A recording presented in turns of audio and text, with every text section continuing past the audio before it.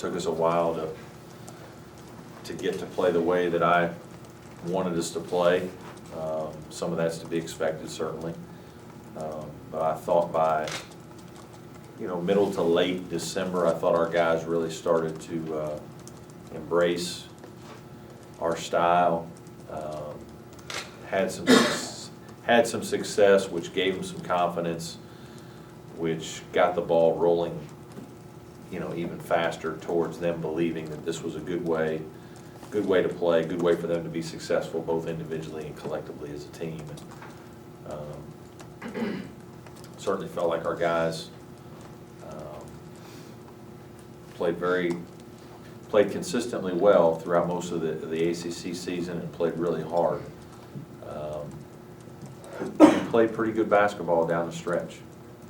Won some games that were very important to get us an NCAA tournament bid, and so all in all, it was a pretty good year. Were you surprised? I think maybe a lot of people around here were. I don't know. It's so new for me because I hadn't been in the league and didn't really know that much about some of the teams. As I mentioned, I felt like our two seniors were good players. When I worked them out individually, I felt like both guys were good players. I thought Jure was better than people thought. I thought he was more talented than maybe people realized and could be utilized in a way to be more successful, and certainly would have the opportunity this year. I knew DeMontez was a good player, a very good competitor. The biggest questions for me were, would our guys believe that our style of play was something that could help them be successful, and would they embrace that? And that part you never really know. And there were a lot of challenges early. There were a lot of individual meetings, and there were some frustrating times by me. Some days where I was frustrated, didn't know if we'd do as well as we could, because I thought we could play better than we were playing. But then as the year went on, I think I started to see the guys buying in. I started to see them gaining confidence. I thought we had a chance to be pretty good. Is it maybe even more rewarding because of the roller coaster ride you kind of had there early in the season as to how you think? Well, I think it makes you appreciate the success more when you've had to really fight through some things, when you battle some adversity, and when we had guys leave early, and I don't know how our guys thought I would respond, but it was like, my message was just that, hey, whoever's here is like, that's what we're going to go with, and we're still going to be successful. And we're never going to use any of those things as excuses, and I don't care who's here, how much they're playing or whatnot. When you're on the court, you're expected to give maximum effort, and if you can't buy into what we're doing completely, then you shouldn't be here. And I think they understood pretty quickly that I was pretty serious and honest about when I speak. They know that I'm not using maybe typical coach speak or some of those kinds of things. I think I speak to them in a very frank manner, very straightforward.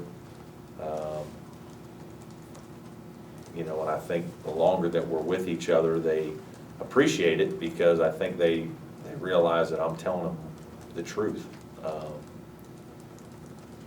and that trying to demand their best. What's the value of having a full off season now with the guys? Well, it's really not as much. It's not as much as you would like it to be, and what I mean by that is, this is a major difference for me. We, because of the guys are on spring break this week. We'll probably lift next week. Start to do some individuals the week after, but really we're only going to get 3 weeks of individuals. And it's hard to make guys much better in 3 weeks. You can do a little bit, but not enough to make significant gains. And then you have the week before finals where you got to stop, and then finals. And then you really can't work with your guys anymore. And that's the frustrating thing. The one thing that was unbelievable about Wright State, it was challenging at times, but we were on the quarter system, so we didn't finish till June. And so we almost had 6 to 8 weeks of individual work in the spring. That was phenomenal. I thought we really made strides with our teams in the spring. and made strides with guys individually, because we had enough time to build really good habits. I don't know that 3 weeks is enough time to change a guy's shot, or to by the time you kind of get them back in shape a little bit and get them doing what you want them to do, you're almost done, and now it's on them again. I think the value of this offseason comes from the fact that we've had a little success. Hopefully our guys understand what our expectation levels are, and that there's a hunger there to continue to be successful, and that they're going to now work at trying to be, I guess, ensuring that the guys going forward will work at a rate that we need them to work to be successful. And it'll be interesting, because we're going to have a whole new leadership group. Andre and Tanner especially will really have to take over the leadership role for this team, and they need to be more vocal. They need to really get to our other players and make sure that those guys are as invested as we need them to be, because our team is still we have a lot of guys that have made improvements, but they have to make another step if we're going to be successful next season. Have you ever been through a season like this?